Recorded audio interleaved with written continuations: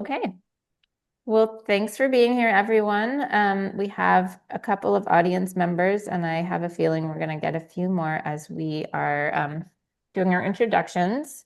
We're excited today to have three of our wonderful small favors artists with us to talk about what the challenges and rewards are of working small.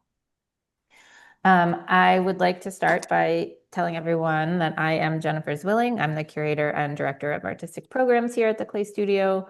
We are recording, so just so you know, this will be available later on YouTube. Just turning off the waiting room. Great. We would like to start by recognizing that the Clay Studio stands on the indigenous territory known as Lenapehoking, the traditional homelands of the Lenni Lenape people. We'd like to take a moment to reflect on the role of the Lenape as the past, present, and future stewards of the land, and the role of all of us to join in their tradition of respect and caring for the land and each other. So we're excited to have the three artists with us today, and I will introduce you to them. So first, a Philadelphia-based artist with a background in painting, Lucy Pistilli's work is split between paintings and miniatures. Both bodies of work explore aspects of being human that are simultaneously strange and familiar, taboo and commonplace, in an attempt to destigmatize that which people avoid discussing, yet are always thinking about, primarily death, awkwardness, and nudity. Pistilli collects and fills found vessels, pill or matchboxes, lockets, and locket watches, rings, with tiny pocketable sculptural works depicting domestic nude scenes as well as art historic references, which I love, such as Hieronymus Bosch's Garden of Earthly Delights. Inspired largely by Victorian keepsakes, Pistilli is drawn to objects evidencing humans' obsessive attempt to categorize nude depictions as sexual or platonic, refusal to openly discuss their bodies without shame, and coping by collecting objects and pictures to study in secret. Her work explores elements of human existence considered inappropriate despite being inevitable, as much as poetic, whimsical, as dark or perverted. What a great artist statement. And just, Oh man, I really worked hard to fit that into the short. I love it. It's great. I've just been working with my students at Tyler in professional practices class on their artist statements, and I think I might now show them this one because they're always trying to figure out how to like explain work without, I think, getting too abstract. They like to sort of write poems instead of having artist statements, which, doesn't actually always help anyone. So great. Okay. Nguyen Huang, after graduating from Jingdezhen Ceramic Institute in China with her ceramic art degree, Nguyen moved back to her hometown of Shanghai and worked in various startups. Later, she hitchhiked her way through Western China and traveled throughout Southeast Asia. She then decided to move back to Jingdezhen, the porcelain capital of the world, to resume making ceramics and become a full-time studio potter. A few years later, she moved with her partner to the United States, which took her out of her comfort zone, both in life and in art. Lacking a studio space, Nguyen began creating small-scale work inspired by traditional Chinese aesthetics. Nguyen lived in Philadelphia and was a staff member here at the Clay Studio and now works and lives in New York. Welcome, both of you. And now, Tyree Dworak. Inspired by her surroundings, Tyree finds the subjects of her work in the world around her, painting bucolic farm scenes and animals and sculpting woodland creatures. Tyree earned her BS in art education from Penn State University and taught for many years until she chose to focus on her two children. She spent time volunteering at their schools, teaching, painting murals, and helping out where she was needed. She continues to volunteer at events like Pumpkin Fest and the Festival of Trees at Pearl S. Buck International. Tyree has found herself making a large variety of things for a large variety of people over the years.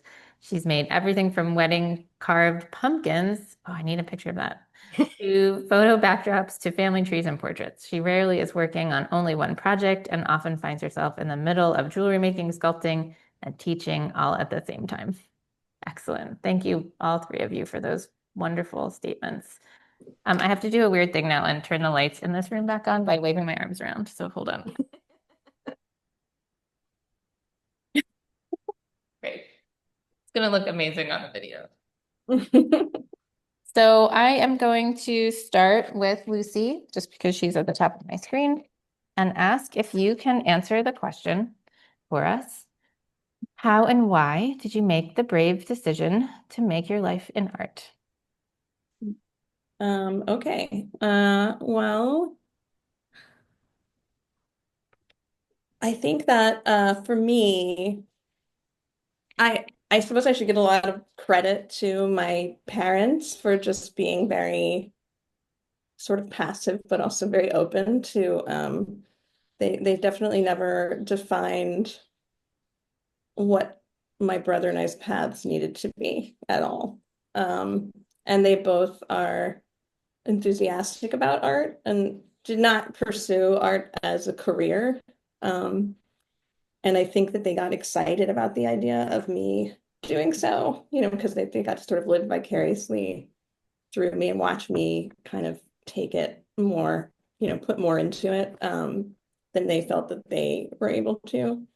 Um, so I want to say that that's like, obviously that's a really huge privilege is to have family that kind of just lets you do whatever you want.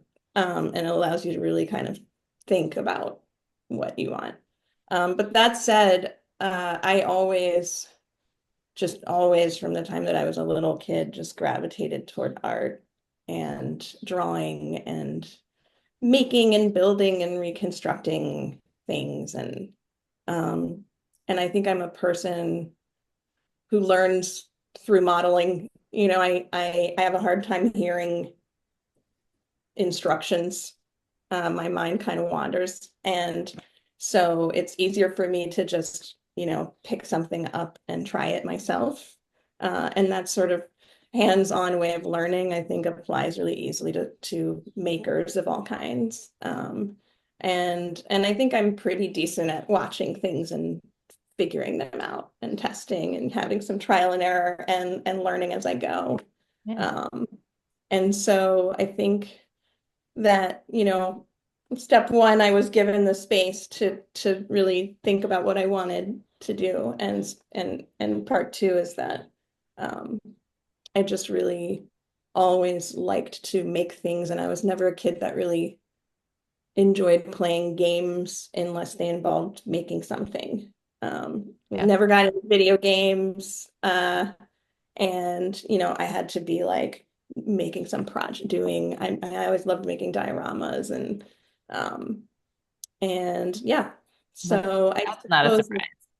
yeah, like having the space to think about what you really want to do and then seeing what your mind really locks into. So yeah, so that said, I think I've found that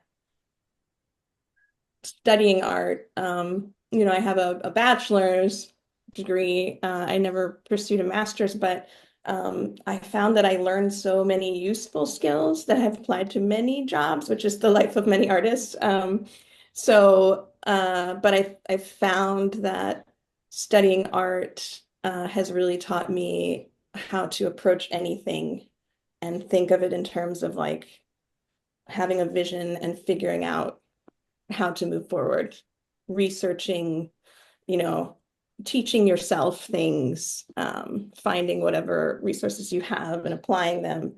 And honestly, I kind of suggest it for, I feel like we're going in the opposite direction, but I suggest it for young people. I feel like art school is like the way to go. It's sort of the best. You end up, I don't know if you're going to make a ton of money or you're going to fit right into a certain job, but you learn so many useful things and how to approach life in terms of projects, Yeah. you know. Problem solving. Yeah. Yeah. So yeah, I don't know if that. Yeah, that's great. Thank you. That was a generous answer of talking about your childhood and your parents. It really does often start with feeling strongly about it as a kid and sort of moving towards it. And I ask the question as it's a brave decision because you can have all those um, feelings and intentions, but I do think that it is not an easy path.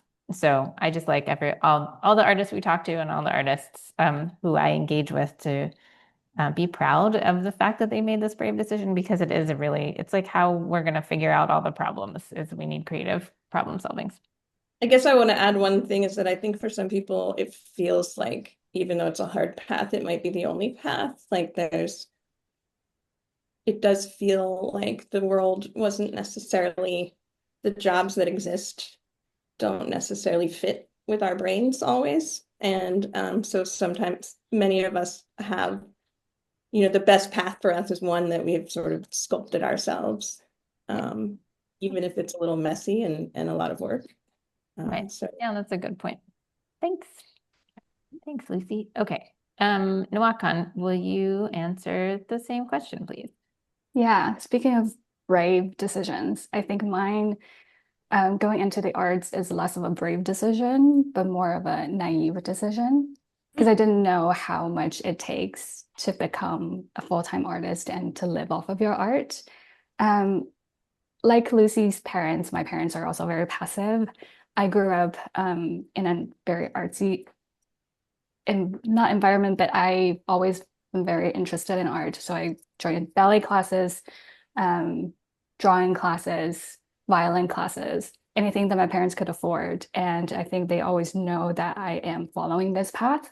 So when I chose ceramics, it's more of a um, not very surprising. And no one ever told me that this is going to be difficult and not practical. So I just in my bio is that I did work in startups for a couple of years, so I gathered some practical skills in the job market, and then went back to become a full-time artist and loved it and wish I could still do it. After I come to the US, it's difficult with just everything that is new. It's difficult to maintain a full-time artist status. So I have a day job, um, which makes studio time very valuable.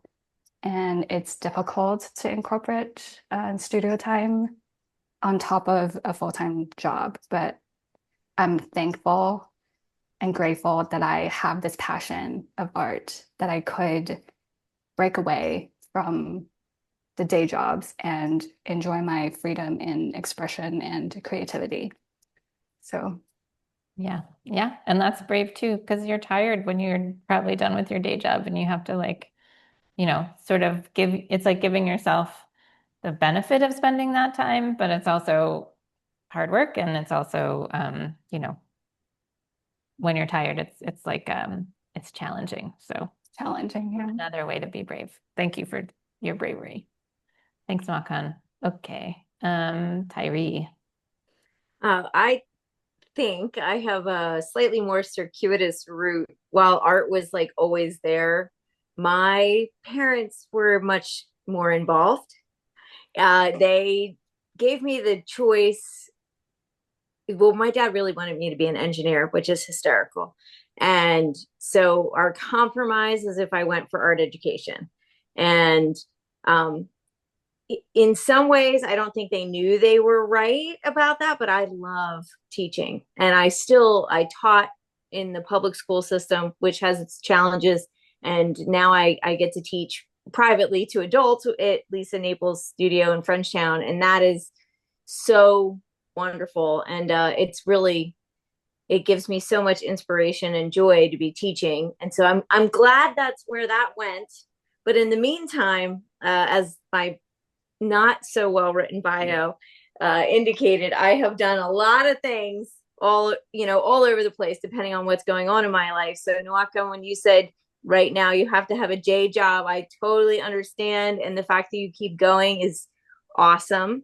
And, sometimes, and it kind of relates to that next question about minis, like what is going on in life reflects what you can make depending on what time you have. Like sometimes my work gets smaller and then sometimes it gets bigger. And I mostly painted because that's what I could afford to do. And the ceramics just started once I became an empty nester a few years ago. And so that gave me a lot more time alone. So it comes, it just might not come early in life. Right. And that's, Yeah. you have to, keep the flame alive and just, I love that idea of it ebbs and flows. You do what you can when you can do it. Yep. And don't let it make you want to give up, like it just, everybody has different inspiration points at different times too. Which I think, Definitely. like you said about being an empty nester, having kids that changes things a lot. Yes, it does. People talk about kitchen table art when you're Oh yeah. asleep and you sit at the kitchen table, and it literally changes the scale. Yeah, hence the pumpkin carving and the other strange things that I have done. But I was a printmaker when I was in college, and so pumpkin carving kind of went right with that. Yeah. From fine art to pumpkin carving. You just never know what. I don't believe in distinctions between fine art and other things. It's just creativity. And yeah, totally. I was just going to say something else and I don't remember. Sorry. No, it's me. It's the brain. So it's gray hair. Yeah. Anyway. Okay. Let's start talking about small favors. I'm going to share my screen and you're up first. So we'll just keep you pinned. Let's see. All right. How does that look? Does everyone see just the big picture on there? Okay, great. So we have your small favors from this year and I think last year, and then some of your other work for context. So do you want to talk a little about the work that you've made for small favors this year? This year, I actually submitted 3, but I got 2 dead birds in, and I started working on birds about a year and a half ago. And I put them in what looked like ornithological vintage drawers because I was, and it's interesting. Lucy said about Victorian keepsakes, and that is sort of where I was going. Originally, we went to the Natural Museum of History in Philadelphia and got to go behind the scenes in the ornithological department. Wow. Where there were just thousands of dead birds in drawers. And it was just such a contrast between the idea of all of these dead things, which I felt horrible about, and then how beautiful they were at the same time. And I've thought about that for years.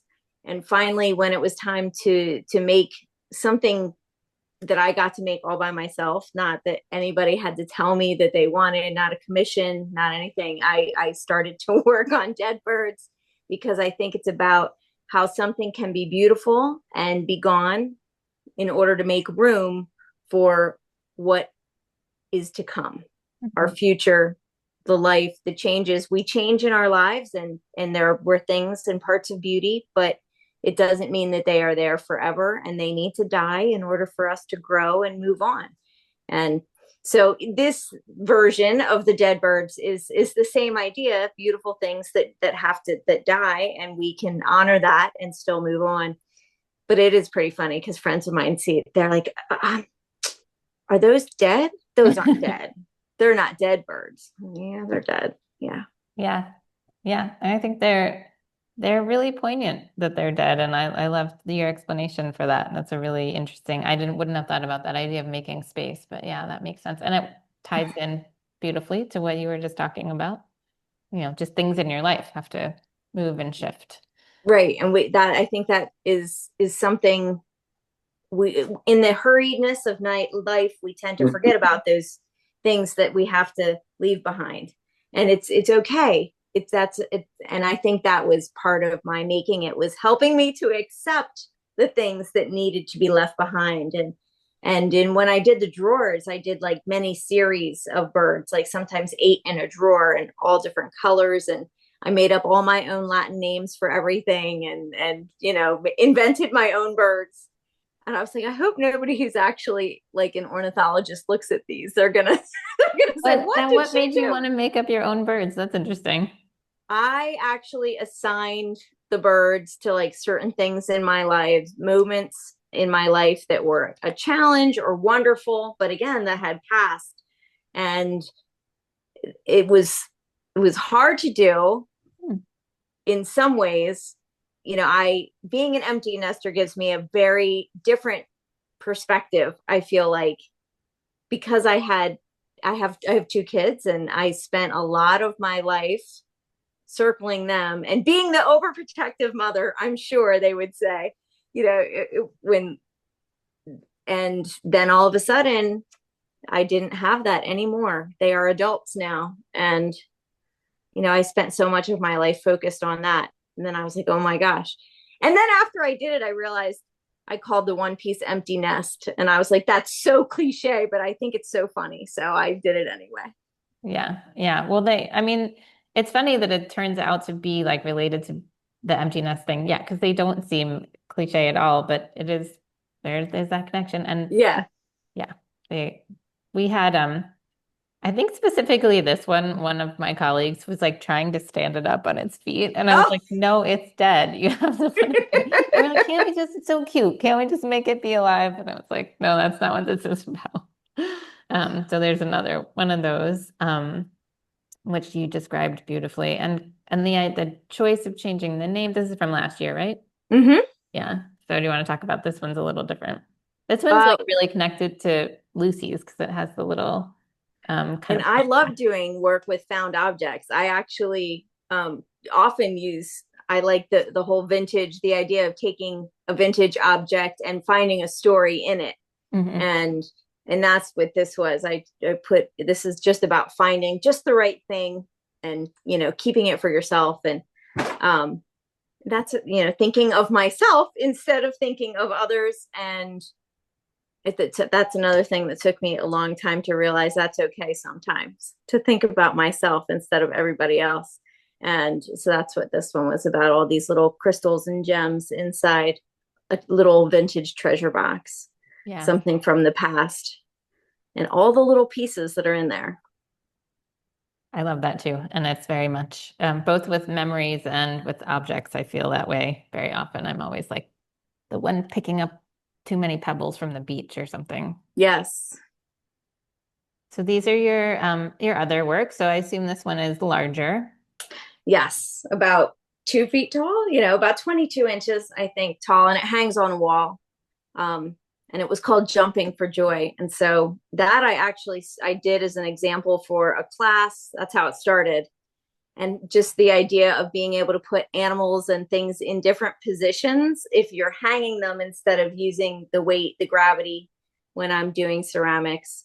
And I love the idea of this exuberant little dog jumping up and down and being so excited and joyful and having that fur flying all over, which is a challenge in and of itself in clay, making something look flowy.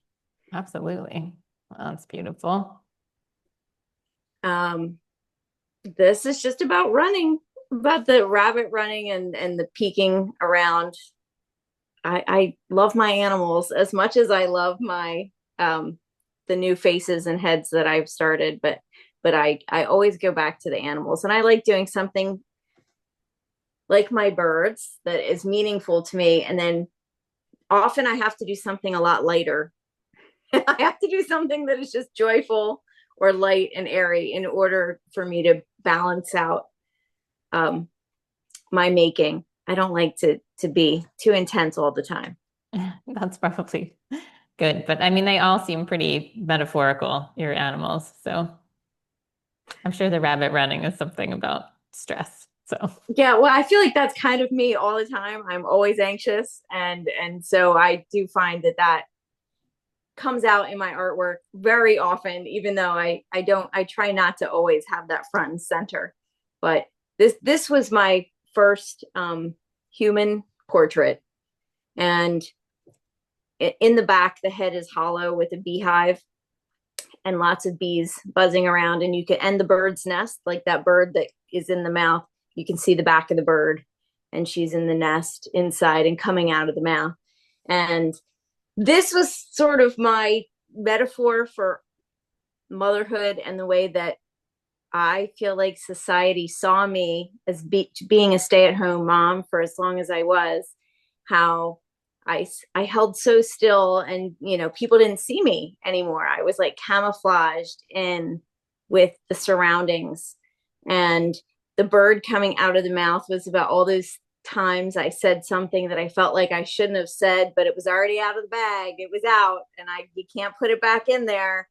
And just the awkwardness, being socially awkward, and also like just feel like I wasn't being seen for as many years as I was. So, and the bees are, I'm always thinking and thinking and thinking, and things are like whirring around in there. Yeah. It's lovely. I'm sure lots of people can relate, and I definitely can. It's really special. So thank you for Thank you. that.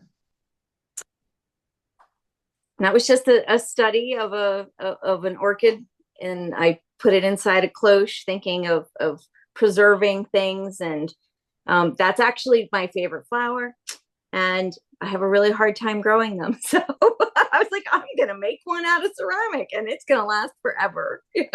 Well, that's good. They are not really native to around here, so I'm sure it's not your gardening skills that's the problem. I feel like you would really like the Wagner Free Institute of Science. Have you ever been there? No, I'm writing it down right now. Yeah, it's near Temple University, and it's this amazing historical science museum that is the last time they reinstalled it was 1898. Wow. With all the cases with like handwritten little notes about Oh yes, it sounds wonderful. it's pretty great. Yeah. Okay. Well, thank you so much. Oops, I went the wrong way. And we're going to move on to Nuakan, and then we'll come back at the end. Thank you, Tyree. Sure. Oh, do I just start talking? Oh, sorry. I was just switching the pins. Yes. Nuakan, would you like to speak about your small favors?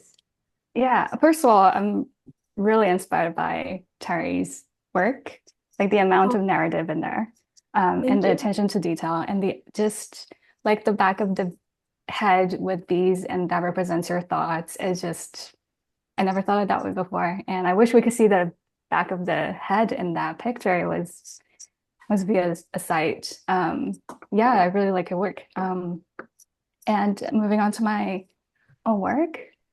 Yeah, so this is one of the piece in Small Favors. I think I did a series of them with vessels and these colors penetrating them. The imagery that I was picturing while I was doing this series was these abandoned islands. This is from the pandemic era. So it's a lot of empty buildings that are not being used. And I was also looking at a lot of those pictures of abandoned buildings, islands, landscapes. So, and I've always admired natural landscape, but I always felt it's more interesting if there were some human elements in there. So if there's like a huge landscape with a dilapidated wooden house, it makes it even more beautiful than just the landscape. So I'm very drawn to those imagery, and I was trying to create that on a smaller level with the skills that I have and the things that I know I could do well. So that is throwing a pot, cutting it up, altering it, and adding these colorful clay and little teapots that represents people and our daily lives. And there's some steam buns in there in the bowl that you can see. And some coral like decorations on there. Maybe it'll bring you a sense of abandonedness in there, or a sense of, I don't know, maybe disease. People might see it because COVID is very much in the presence at the time I made it. So that came to mind. Thank you. And this is from the same series, and just exploring different forms of the little vase, and then adding more tiny vases on top of it, having a little bit of flair. I'm very interested in composition, so wanted to make it look good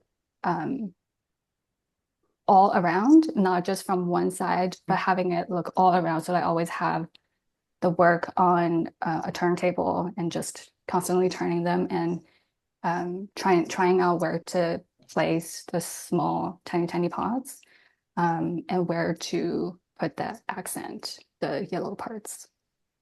I think we should make sure that everyone understands that you threw not just the pretty tiny pot that's the big pot, but also the teeny pots. Yes, I have a teeny tiny throwing wheel as Wow. well. It's on my Instagram. I have some fails on there. So if you're interested in my fails, go to my Instagram and look at them, and they're quite fun. But the great thing about throwing small is that there's not a lot of materials involved. So if you messed up a clump of clay, in which case is literally this big, you could easily start over, and there's no waste anywhere. And while I was making those slightly bigger pots on the bottom, and the trimming of it, I could also rehydrate them and make them into those tiny pots. So in that way, I feel like it's the charm for me personally, working in small scale is it's very forgiving, eco-friendly, portable. So yeah, there you have it. Great. And then we have these. Yes, so this is the very beginning when I was trying to make tiny pots. So this was in Minneapolis, at the Northern Clay Center. I was with my husband who has a residency there, and they were gracious enough for me to use the space as well. While my husband took up most of the studio space, I'm like, okay, I'm just going to work really small. And I always wanted to try tiny scale. So I tried them and just fell in love with the process and the attention to detail and get the proportions right. It's very interesting to me. And before this, I was making functional tableware. So I would cook, bake, and style all my pots to make it look gorgeous so that people will want to buy them. I want to do the same for the tiny pots. So I bought some flowers and cut them into small pieces that's small enough to fit those pots and make them pretty. That's, yeah. They're great. I love them.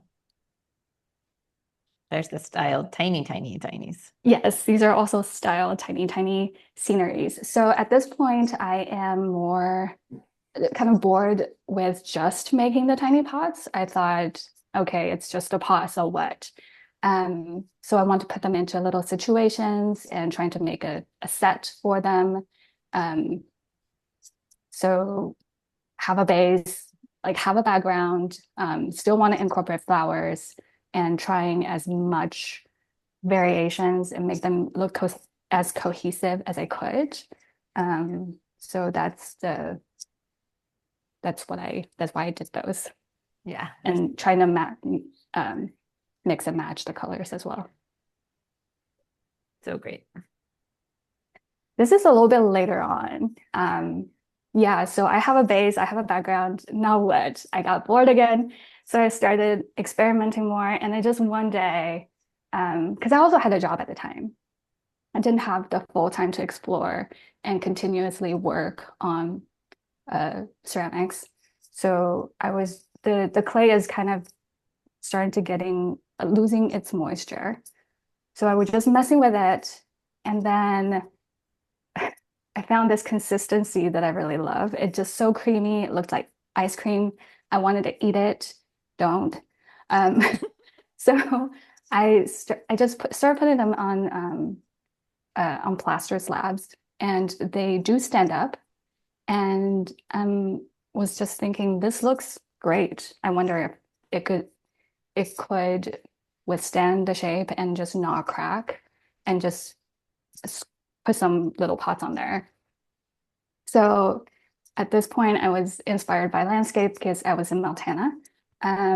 There's so much mountain and air and horses around. So it might look a little bit mountainy in some of these, and there are big boulders. And because Montana is not by the ocean, so I was thinking about ocean and the waves with some of those blue pieces. Yeah. Oh, so great. This is again later on. I you feel like that you have tried every variation. Um, so have to come up with something else. I was really missing home. Um, I missed walking in a garden, not a traditional English garden, but a traditional Chinese garden. And the thing that inspired me the most in the gardens are two things. One is those fake uh, mountains. They're smaller scale, but we call them fake mountains. They're more like really, really large scholars rock. And another great thing about Chinese gardens is of those windows that you could peek through those windows, and whatever that is framed, it's a picture.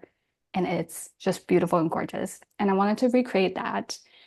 So that's where I was these are just me exploring those shapes of windows with the tiny pods in them, kind of like being swept away or trying to come out of the window, trying to grow outside of their comfort zone. Yeah. Oh, beautiful. I think this is the last one. Yes. So this is, I wanted to be more elaborate with the window. I think this, I don't know, maybe too literal. This is a pattern that a Chinese garden window would commonly use, but I just find it so pretty. So I threw this whole vase, and the carving of the window pattern took me probably at least a week, maybe a week and a half to completely be done. Uh, just the lines are so many, and you have to carve into so many of those space, and to keep them even. It's not hard, but it's very, very time consuming. But I really loved this idea of roundness and having a space where my work could be.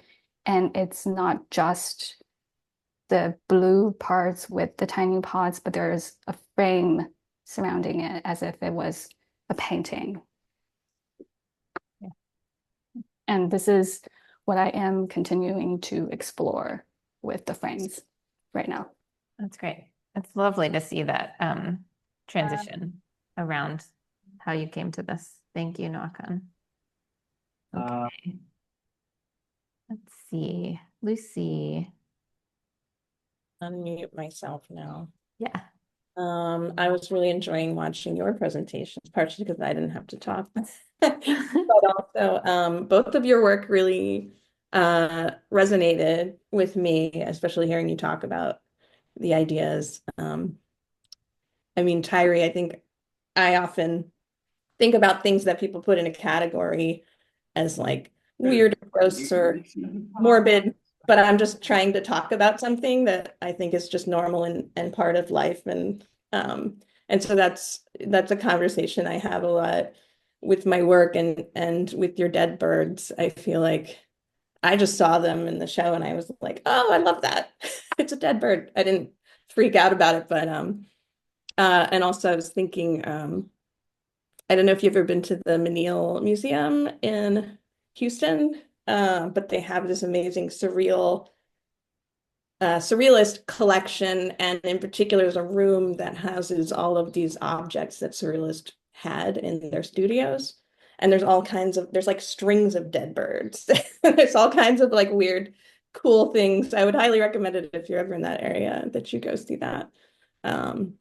But yeah, and kind of your work is really interesting to me because especially hearing you talk about it, it's funny to, I think I work also in a similar way where I start with something and then I try to perfect it and then I get annoyed at how tedious it has become and then I mess it up and then I'm excited by the mess and then I'm like reframing it and like putting it in another space or like making it more, it's almost like a way of working that's like fractals or something, like you keep kind of moving away and getting bigger and then the details get smaller and then you get bigger and then the details get smaller. And I think it was really interesting.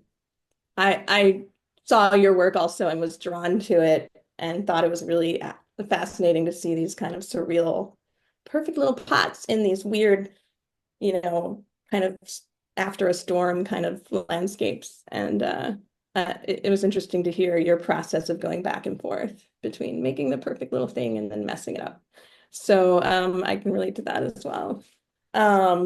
So in terms of my own work, um, I do have a fascination of this piece illustrates with in particular Hieronymus Bosch's Garden of Earthly Delights painting. And it's a painting that a lot of people are familiar with, but if you spend time looking at it, there's just so many things going on in it that you wouldn't have noticed. And I've literally been doing little miniatures based on that painting alone for years now, just like picking a little vignette and focusing on it like a little figure. And it's funny how it draws people in sometimes if they might just think it looks interesting, but then there are some people that, I'll go to craft shows and they'll see it and they'll be like, oh, it's the sheet music on the butt. I love that part of the paint, like they also have been kind of obsessing over these little weird moments. And this one I like to call the cornucopia of butts.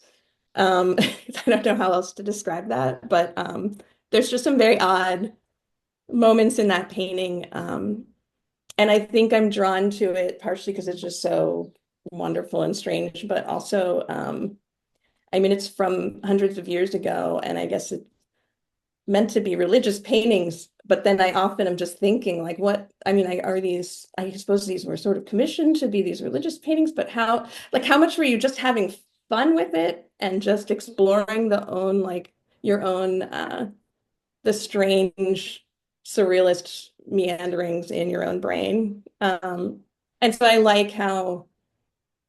guess I like how Bosch's work shows almost a refreshingly contemporary,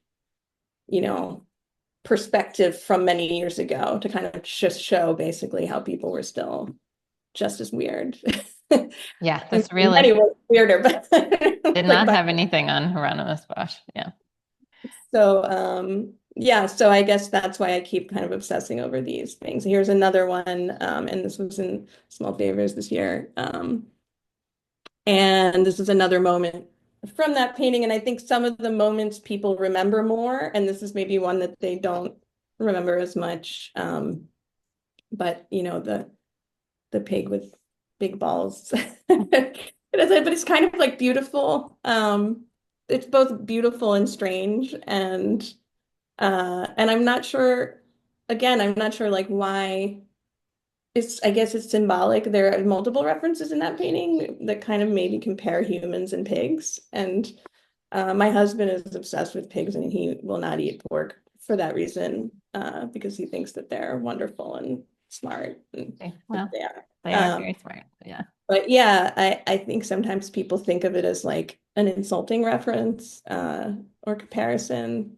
And I like just, I guess, exploring those, kind of dueling dynamics of how people think of a reference.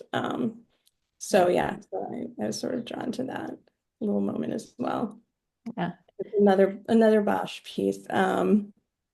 And this is like one of those things where like I myself don't notice until I give myself a homework assignment of, okay, now let me look at this painting again and find another weird little thing that I never noticed before.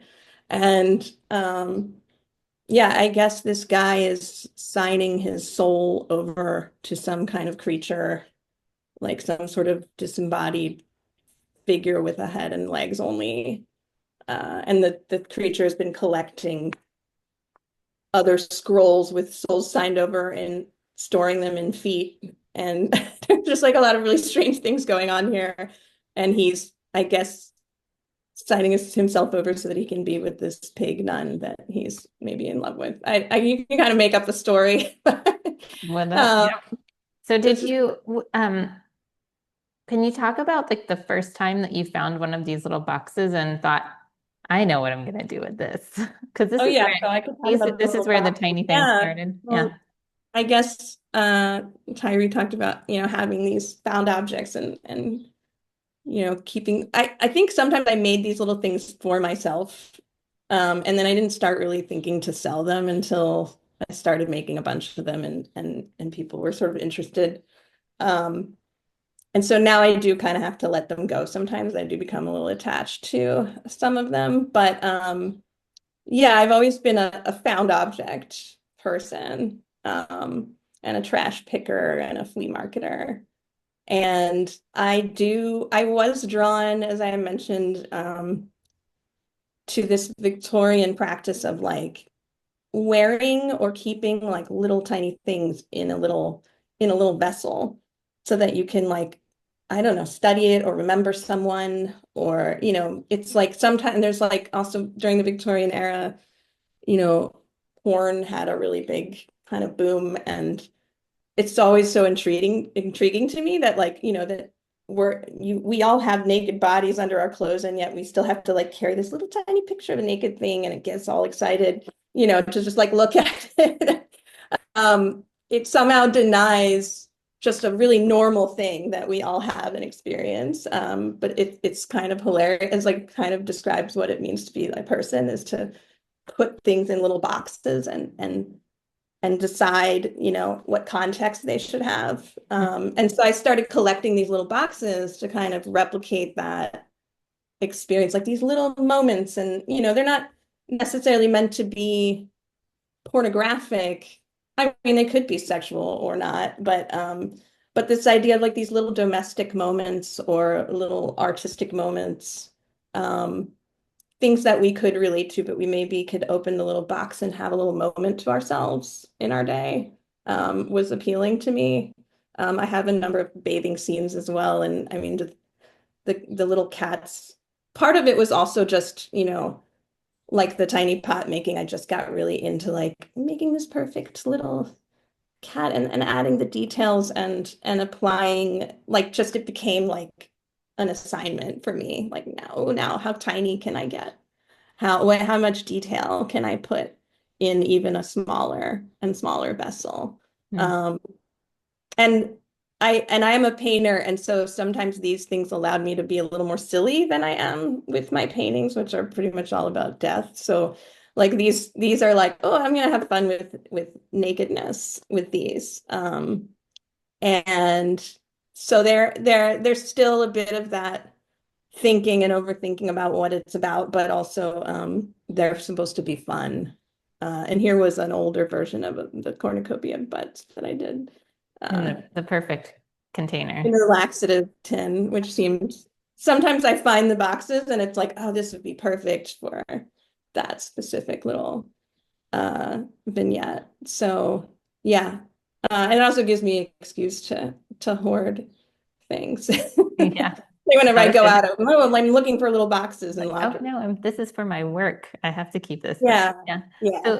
So this is something that you worked out basically in like a relatively two-dimensional space, like a bas relief, and then you turned it into the three-dimensional one that we have in the show. So is that a Yeah. newer thing for you to turn these into like fully three-dimensional objects without the container, or have you been doing that for a long time as well?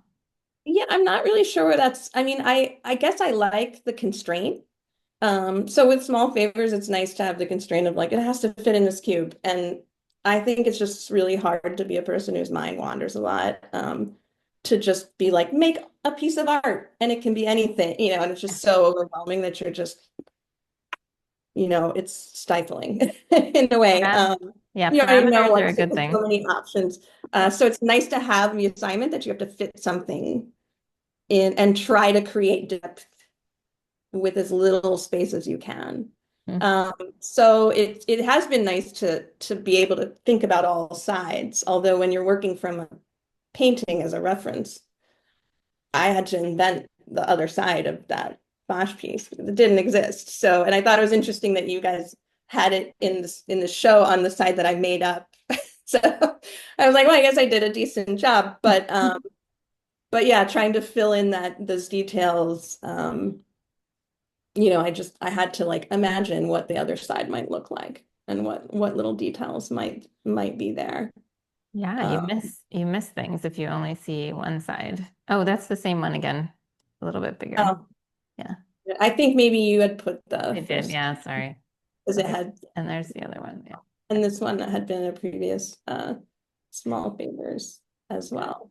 Um, yeah, this one was kind of nice. The picture doesn't capture it, but it's sort of nice to use the compact because then it reflects Oh, I it. think I might.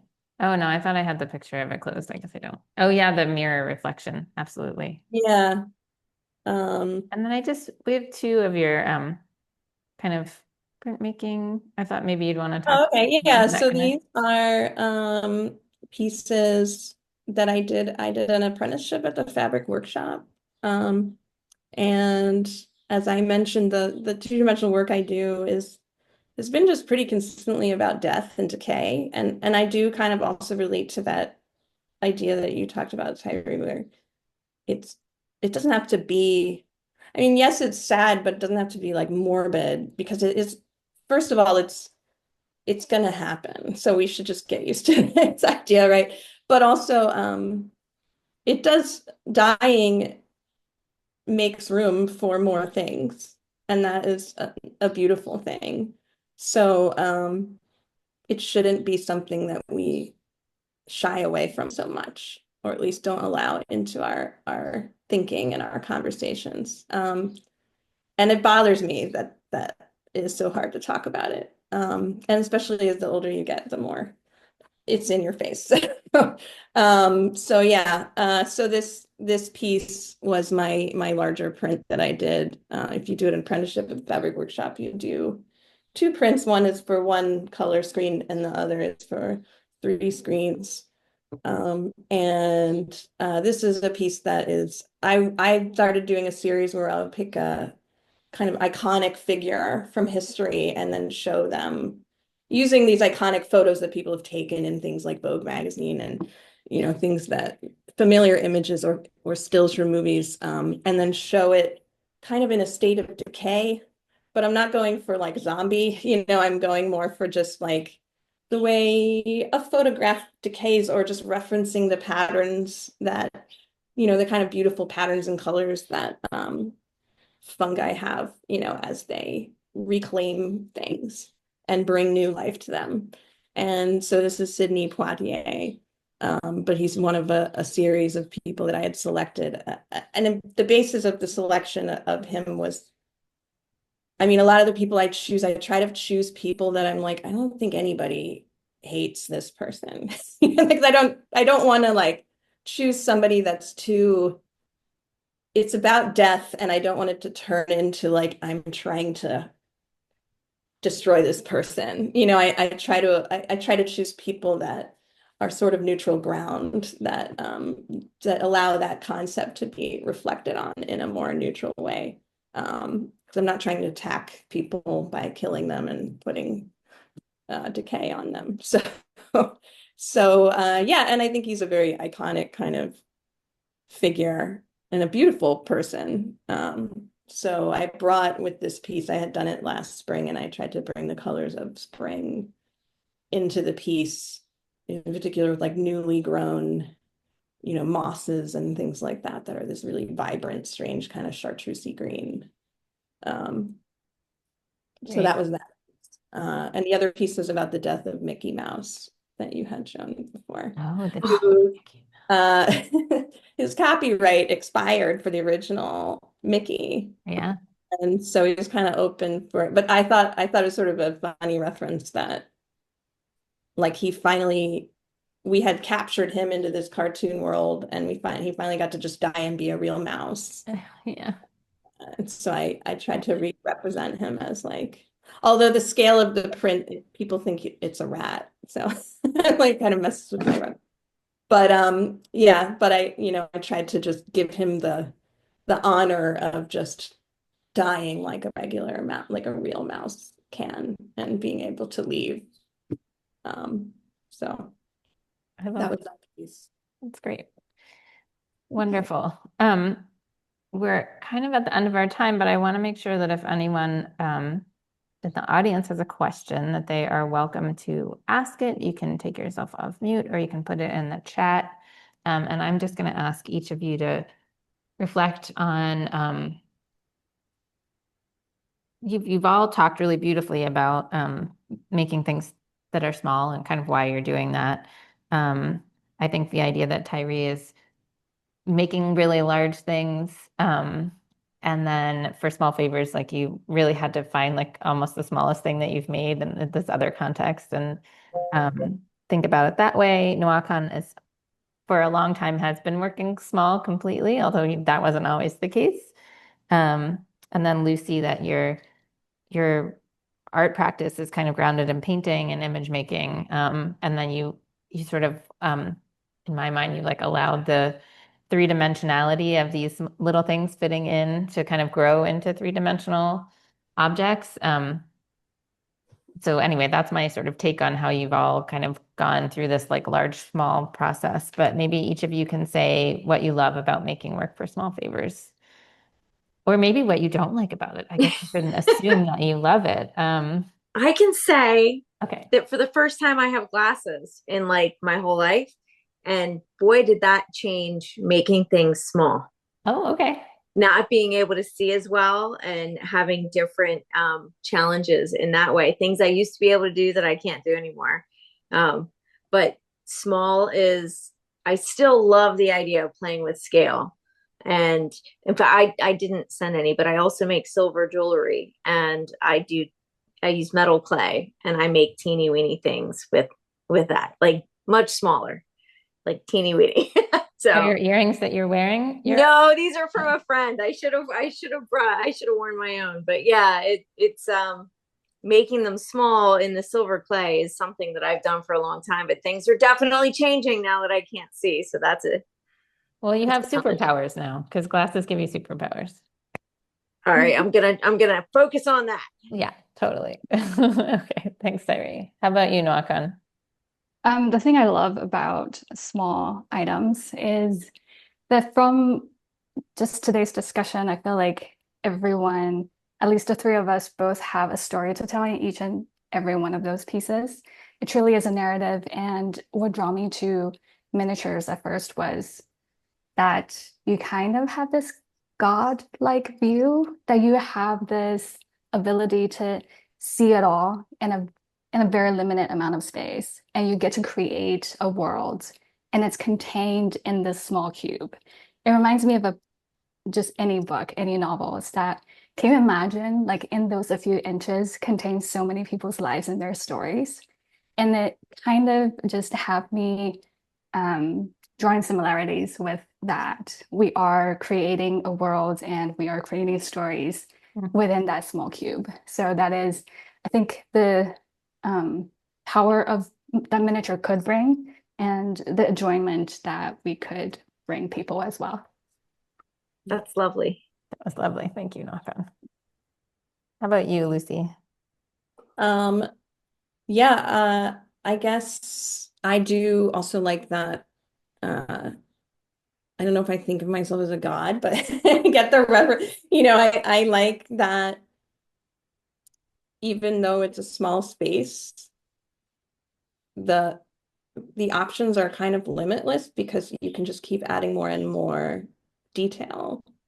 And so you work regressively, to an infinite, well, it can't be. Well, then when you have to wear glasses, that's an interesting thing. And I'm also at this age where I'm like, okay, my close-up vision is holding out decently, but at a certain, I'm just going to pump out as many tiny things as I can until I can't see them anymore, because I'm sitting there. Glasses. What's the problem? Dental I'm wearing tools. glasses and say what's 15. Yeah, but even with, I don't know, there's still limitations.